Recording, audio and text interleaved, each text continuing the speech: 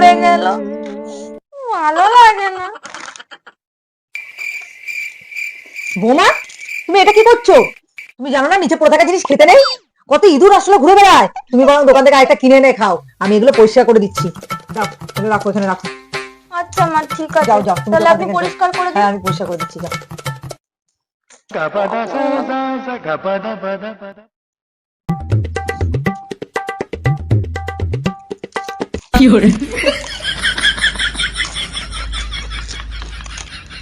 যা, টাকাটাই তো নিতে ভুলে গেলাম। কি করছেন? হ্যাঁ, এই বলে আপনার পেট খারাপ হবে না?